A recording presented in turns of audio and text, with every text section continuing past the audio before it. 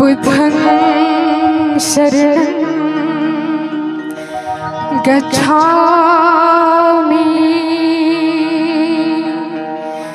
धम्मं शरणं गच्छामि संघं शरणं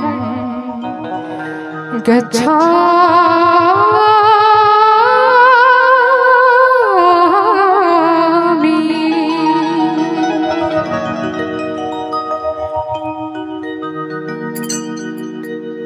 कहना है गीत की ओर चलेंगे कि मेरी सांसों में बाबा साहब नाम है आपका, मेरे सांसों में बाबा साहब नाम है आपका, और आज हम सब जो कुछ भी हैं तो ये एहसान है आपका, ये एहसान है आपका, ये एहसान है आपका। हो हो हो हो हो हो हो हो हो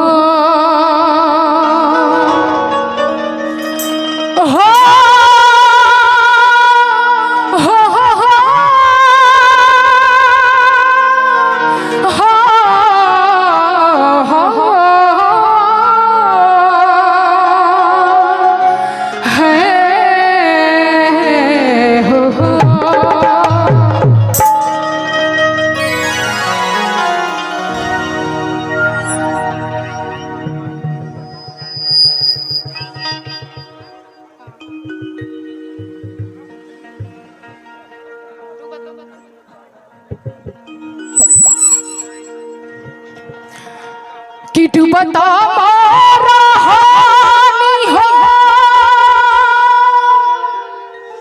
आर बरस भारा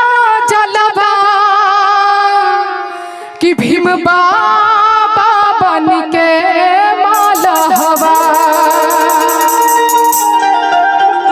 और खेई कैले नैया भव से पार कि भीम बाबा बन के मालहवा कि डूबता मारा हानी हो बरस भरा जलवा भीम बाबा बन के मालहवा बरस भरा जलवा भीम बाबा बन के मालहवा खेई कैले नैया भव से पार भीम बाबा बन के मालहवा खेई कैले नैया भव से पार भीम बाबा बन के मालहवा डूबता मारा हानी हो बरस भरा जलवा भीम बाबा बन के मालहवा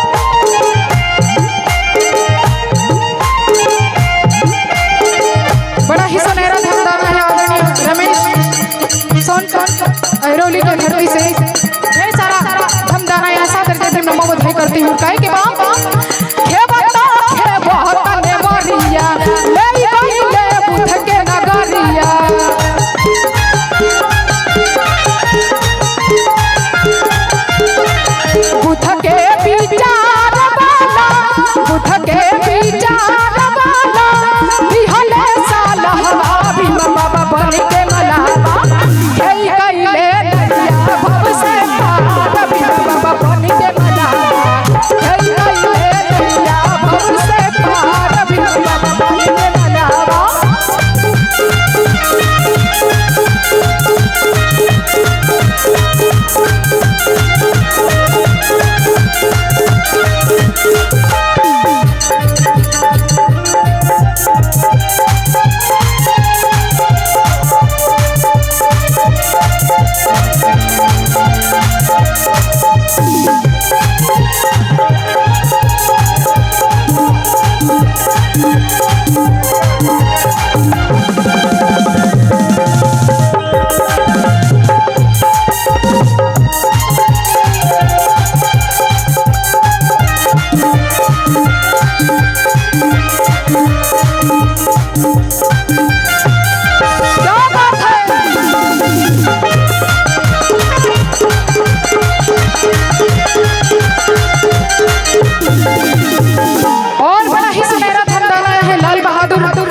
सदस्य जिला पंचायत रसूलपुर के धरती से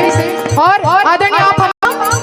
भीम जी के लैया पे बैठे कांसी राम हो।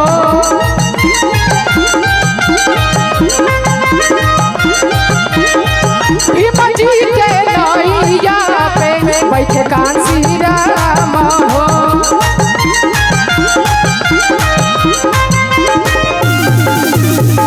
भीम जी के जी के कांसी राम के हथवा भीम बाबा बन के मलावा गई गईले नैया भव से पार भीम बाबा बन के मलावा गई गईले नैया भव से पार भीम बाबा बन के मलावा। बहुत सही क्या बात है, बहुत ही सुंदर धमदाना है। रांची कांसी राम जी बहुजन बना वाले हो।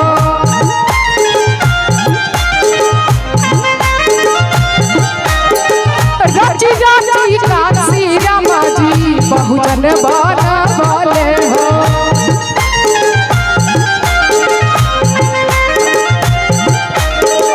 ओही बाहू जानक टाटा ओही बाहू जानक टाटा उठे गो मनवा भीम बाबा बन के मलावा गई गईले नैया भव से पार भीम बाबा बन के मलावा गई गईले नैया भव से पार भीम बाबा बन के मलावा गई गईले नैया भव से पार भीम बाबा बन के मलावा गई गईले नैया भव से पार भीम बाबा बन के माला। बहुत बहुत आभार व्यक्त करते हैं हमारे बीच